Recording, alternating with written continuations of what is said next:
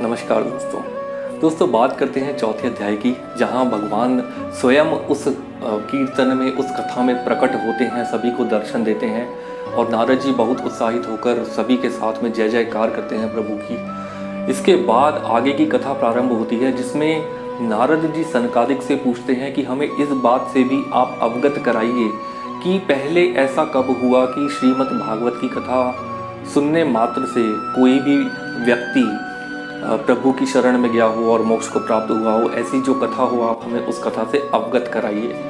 तो सनकादिक नारद जी को कथा सुनाते हैं। तो कथा प्रारंभ होती है तुंगभद्रा नदी जो भारत के दक्षिणी हिस्से में है, उसके निकट ही एक नगर बसता था जहाँ पर आत्मदेव रहते थे। आत्मदेव एक ब्राह्मण थे और उनकी पत्नी का नाम धुंधली था। आत्मदेव वेद वेदांतों में बहुत ही पारंगत थे, यानी उनको वेदों का बहुत अच्छा ज्ञान था। उनकी पत्नी धुंधली जो कि बहुत ही झगड़ालू और क्रूर थी। वैसे तो वो बहुत सुंदर थी, किंतु वह बहुत क्रूर थी, बात नहीं मानती थी और घर में कलेश हमेशा ही रहता था। तो एक बार की बात है कि धुंधली से परेशान होकर के उनके पति आत्मदेव, उनकी कोई संतान भी नहीं थी। तो वो इतना परेशान हो गए कि जंगल में चले गए और जंगल में एक सरोवर के पास जाकर बैठ गए और सोचने लगे कि मैं इस सरोवर में कूदकर अपनी जान दे देता हूँ। जब उनके मन में, आत्मदेव के मन में जब ये ख्याल आया तो उन्होंने देखा कि सामने एक साधु उनके पास आए हैं, एक सन्यासी उनके पास आए हैं। सन्यासी ने उनसे, आत्मदेव से उनके दुख का कारण पूछा। तो सन्यासी ने जब ये जाना कि आत्मदेव के कोई संतान नहीं है तो वे उनको भी अच्छा नहीं लगा। इसी के साथ आत्मदेव ने ये भी बोला कि मैं अपनी पत्नी से भी खुश नहीं हूँ, वो बहुत क्रूर है, बहुत ही उसकी वाणी में भी मधुरता नहीं है। इसके अलावा मेरा कोई पुत्र भी नहीं है और पुत्र बिना अगर कोई जीवन है तो वो जीवन तो निरर्थक है। ऐसी बात कहने के बाद में आत्मदेव ने ये भी बताया कि मेरे घर में जो गायें हैं, जो मैंने एक गाय पाल रखी है, वो गाय भी बांझ है। इसके अलावा अगर मैं घर में कोई फल लेकर भी आता हूँ तो वे बहुत ही जल्दी सड़ जाते हैं। संत ने जब आत्मदेव की ललाट पे, जो मस्तक पे जो लकीरें हैं, जब उनको देखा तो उनको बहुत ही अचंभा हुआ। उन्होंने आत्मदेव को बोला कि पुत्र, इस जीवन में तो क्या, मैं देख सकता हूँ कि तुम्हारे अगले 7 जीवन में भी पुत्र प्राप्ति का कोई योग नहीं है। ऐसा सुनकर आत्मदेव और भी ज़्यादा परेशान हो गया, विचलित हो गया और बोला कि प्रभु, इससे अच्छा तो यही है कि मैं इस सरोवर में कूदकर अपने प्राण त्याग दूँ। साधु बहुत दयालु थे, इसलिए उन्होंने आत्मदेव को एक तरीका बताया। उन्होंने अपनी झोली में से निकालकर आत्मदेव को एक फल दिया और बोले कि इस फल को तुम अपनी पत्नी को जाकर खिला देना और आपकी पत्नी को एक पुत्र की प्राप्ति होगी। दोस्तों, ये बात सुनकर के आत्मदेव बहुत प्रसन्न हुआ और खुश होकर अपने घर पहुंचा। अपने घर पहुंचकर उसने वो फल अपनी धर्मपत्नी धुंधली को दिया और कहा कि मुझे एक साधु मिले जंगल में, वन में जब मैं गया था तो मुझे उन्होंने यह फल दिया है और कहा है कि यह फल खाने से हमें पुत्र की प्राप्ति होगी, तो आप इस फल को ग्रहण कीजिए। दोस्तों, उसकी पत्नी, जैसे मैंने आपको बताया, बहुत क्रूर थी, उसकी इच्छा नहीं थी संतान प्राप्ति की, तो उसने आत्मदेव की बात नहीं मानी, उसने वो फल नहीं खाया और वो फल अपने पास रख तो लिया आत्मदेव को संतुष्टि देने के लिए, किंतु उस फल को उसने खाया नहीं। उसी रोज़ की बात है, शाम को उसी की बहन, धुंधली की बहन दूसरे गांव से धुंधली से मिलने के लिए आती है। तो दोनों के बीच में वार्तालाप, अपनी बहन से बात करती है और बात करके उसे बताती है कि मेरे पति आत्मदेव जंगल में गए थे, जहाँ उन्हें एक सन्यासी ने एक फल दिया है जिसे खाकर हमें पुत्र की प्राप्ति होगी, ऐसा उन साधु महात्मा ने बोला है। तो उसकी बहन गर्भ से होती है, तो वह धुंधली को बोलती है कि तुम एक काम करो, इस फल को अगर तुम नहीं प्राप्त करना चाहती तो तुम यह फल अपनी गाय को दे दो और मेरे गर्भ में जो बच्चा, जो बालक जन्म लेने वाला है, वो बालक तुम अपने पास रख लेना। तुम अगले कुछ समय तक अपने आप को एक गर्भवती की तरह ही दुनिया को दिखाओ और जब भी वो पुत्र होगा तो वो पुत्र मैं ला करके तुम्हें दे दूंगी।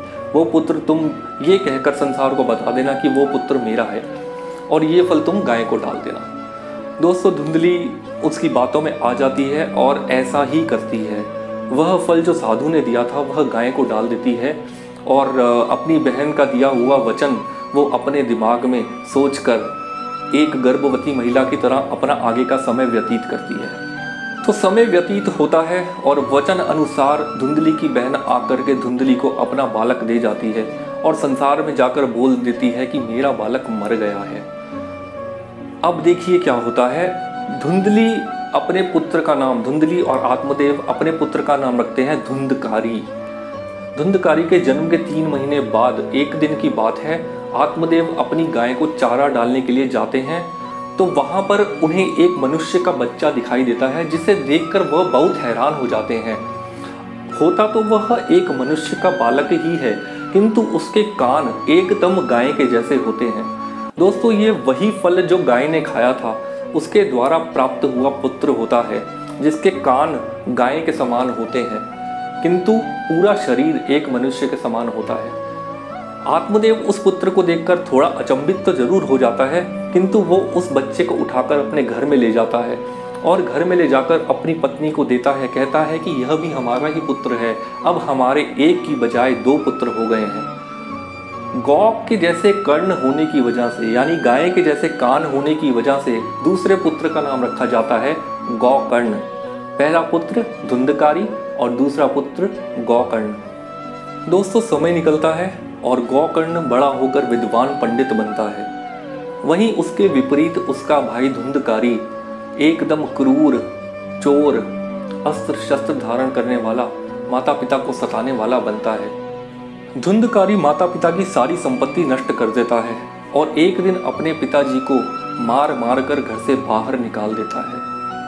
दोस्तों, घर से बाहर तो जरूर निकाल देता है, किंतु गौकर्ण अपने पिता को समझाता है, क्योंकि गौकर्ण एक विद्वान और पंडित होता है, तो वो अपने पिता को समझाता है कि आप वन में चले जाइए, वहां जाकर भगवान की भक्ति कीजिए। गौकर्ण की बात सुनकर उसके पिता बहुत खुश होते हैं और उसकी बात मानकर जंगल में भजन करने चले जाते हैं। साथियों, जय श्री राधे।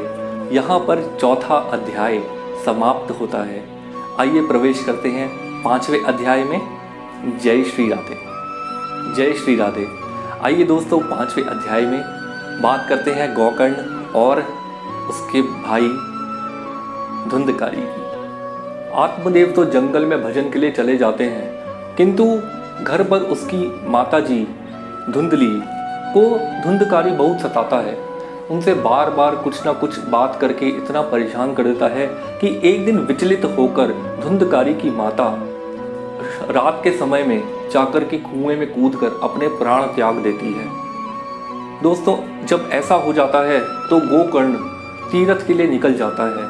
पिताजी घर पर नहीं होते हैं, माताजी ब्रह्म को प्राप्त हो जाती हैं, तो गोकर्ण तीर्थ के लिए निकल जाता है। अब घर में शेष बचा धुंधकारी, जो कि दुष्ट पापी। उसने एक नया काम शुरू कर दिया। वे 5 वैश्याओं के साथ में घर पर रहने लगा और वे वैश्याएं जिस प्रकार से उसे बोलती थी, धुंधकारी उसी प्रकार से काम करता था। वैश्याएं उससे गलत काम करवाती थी, चोरी डकैती करवाती थी। वे जितना भी धन अर्जित करता उन वैश्याओं के लिए अर्जित करता और उन वैश्याओं के ऊपर ही खर्च कर देता। समय व्यतीत हो गया, लेकिन वैश्याओं को बहुत डर लगने लगा कि यदि यहाँ के राजा को पता लगा कि हम ये काम करवा रहे हैं धुंधकारी से, तो राजा धुंधकारी को तो मृत्युदंड देगा ही और हमें भी छोड़ेगा नहीं। ऐसा सोचकर उन सभी वैश्याओं ने मिलकर एक रात को धुंधकारी का गला घोंटकर उसको रस्सी से गला दबाकर उसको मारने की चेष्टा की, किंतु धुंधकारी उस चेष्टा से बच गया और मरा नहीं। ऐसा होने के बाद वैश्याओं को और भी ज़्यादा गुस्सा आया और उन्होंने धुंधकारी को अग्नि के कुंड में डाल दिया और अग्नि में उसे जला करके मार डाला। धुंधकारी तड़प तड़प कर मर जाता है। इसके बाद एक गड्ढा खोदकर वे सभी वेश्याएं उसको उस गड्ढे में डाल देती हैं और गड्ढा बंद कर देती हैं। धुंधकारी मरने के बाद भी बहुत परेशान होता है और वो प्रेत योनि में चला जाता है। प्रेत योनि में भी रह रहकर उसे बहुत पीड़ा होती है, क्योंकि वो आग में जलकर मरा था, तो उसे अभी भी यही फील होता है कि वो अभी भी आग में जल रहा है। बहुत परेशान रहता है अपनी प्रेत योनि में धुंधकारी। दोस्तों, कुछ समय के बाद गौकर्ण उसी गांव में कथा करने के लिए आता है। कथा करने के लिए वो आता है तो उसे ध्यान आता है कि इसी गांव में मेरा पुश्तैनी मकान भी है, तो क्यों ना मैं जाकर रात में वहीं बसेरा करूं, वहीं विश्राम करूं। तो दोस्तों, गोकर्ण रात में अपने ही पुराने घर में जाकर विश्राम करता है, सो रहा होता है। तो उसको आवाज़ सुनाई देती है, जैसे उसको कोई बुला रहा है। उसको आवाज़ आती है, गोकर्ण गोकर्ण। गोकर्ण उठकर आसपास देखता है तो उसे कोई दिखाई नहीं देता। फिर वो पूछता है कि आप कौन हो। तब उसको धुंधकारी की आवाज़ सुनाई देती है और धुंधकारी उसको बोलता है कि मैं तुम्हारा भाई धुंधकारी हूँ, मैं प्रेत योनि में चला गया हूँ, तुम मुझे इस कष्ट से निकालो, मेरा निवारण करो। गोकर्ण अपने भाई को बोलता है कि मैंने तो आपका श्राद्ध गया में जाकर करवाया था, किंतु उसके बाद भी आपको प्रेत योनि मिली, इस बात से मुझे बहुत ही आश्चर्य है। लेकिन आप चिंता न करें, मैं कुछ प्रयत्न जरूर करूँगा। इसके बाद गोकर्ण कई प्रयास करता है कि उसके भाई को, धुंधकारी को मुक्ति मिल जाए, किंतु उसको मुक्ति नहीं मिल पाती। अब गोकर्ण सूर्यदेव के पास जाते हैं और उनसे आराधना करके उन्हीं से मार्ग पूछते हैं कि धुंधकारी को प्रेत योनि से छुटकारा दिलाने का क्या मार्ग है। तब सूर्यदेव उन्हें बताते हैं कि आप इन्हें भागवत की कथा सुनाएं और भागवत की कथा से इनको मुक्ति प्राप्त होगी। सूर्यदेव बोलते हैं कि आप सप्ताह पारायण की कथा रखिए और धुंधकारी के लिए मुक्ति का यही उपाय है। इसके बाद गोकर्ण व्यास गद्दी पर बैठकर कथा प्रारंभ करने लगे।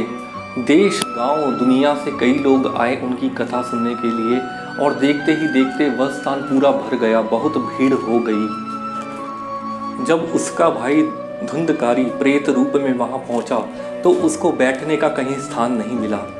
उसने देखा वहां पर एक 7 गांठ का बांस खड़ा है, तो वो उस बांस में हवा के रूप में जाकर बैठ गया और वहीं से कथा सुनने लगा। एक एक करके उस बांस की सारी गांठें टूट जाती हैं और 7वें दिन में 12 स्कंद सुनने के बाद धुंधकारी प्रेत योनि से मुक्त हो जाता है। वहाँ प्रभु का विमान आ जाता है, प्रभु के पार्षद आ जाते हैं और देखते ही देखते धुंधकारी को विमान में बिठाकर अपने साथ ले जाने लगते हैं। तभी गोकर्ण उन पार्षदों को रोककर उनसे एक सवाल पूछता है कि क्या कारण है कि इन सभी लोगों ने जो यहाँ पूरी सभा में बैठे हैं, सभी ने एक साथ कथा सुनी, एक ही मन, एक ही भाव, एक ही चित्त के साथ कथा सुनी, तो क्यों मेरे भाई धुंधकारी के साथ ऐसा पक्षपात कि उनको तो मोक्ष की प्राप्ति है और उनके लिए आप विमान लेकर आए हैं प्रभु के पास ले जाने के लिए? इसका कारण मुझे जरूर बताइए। भगवान के पार्षदों ने इस बात का उत्तर बहुत ही सुंदर दिया। भगवान के पार्षद बोले कि कथा तो सबने एक साथ सुनी है, सभी ने एक स्थान पर सुनी है, किंतु जो भेद है वो भेद केवल श्रवण का है। तुम्हारे भाई ने बांस में बैठकर इस कथा का श्रवण किया और ना केवल श्रवण किया, इसने इस कथा का मनन भी किया, चिंतन भी किया और मन में पाठ भी किया। इस वजह से तुम्हारे भाई को सबसे पहले मुक्ति का मार्ग मिला है। इसीलिए भगवान का यहाँ पर हम विमान लेकर आए हैं और धुंधकारी को हम यहाँ से लेकर के जा रहे हैं। ऐसा कहकर भगवान के पार्षद धुंधकारी को मुक्ति की तरफ लेकर, मोक्ष की तरफ ले जाने के लिए वहाँ से चल दिए। इसके बाद श्रावण मास में गोकर्ण ने दोबारा से वही कथा रखी और इसी प्रकार से पूरा मैदान भर गया। देश नगर से, प्रांतों से, अलग अलग जगहों से कई लोग, महात्मा लोग आए कथा सुनने के लिए। 7 दिन की कथा समाप्त होने के बाद भगवान का विमान आया और वहाँ बैठे सभी मनुष्यों को, यहाँ तक कि जीव जंतु, कुत्ते, घोड़े, बिल्ली, जिन्होंने भी वो कथा सुनी, वो सभी भगवान के विमान पे चढ़ गए और मोक्ष की प्राप्ति के लिए भगवान की तरफ अग्रसर हो गए। तो बोलिए जय जय श्री राधे। यहाँ समाप्त होता है अध्याय 5, 5वें अध्याय की समाप्ति। जय जय श्री राधे।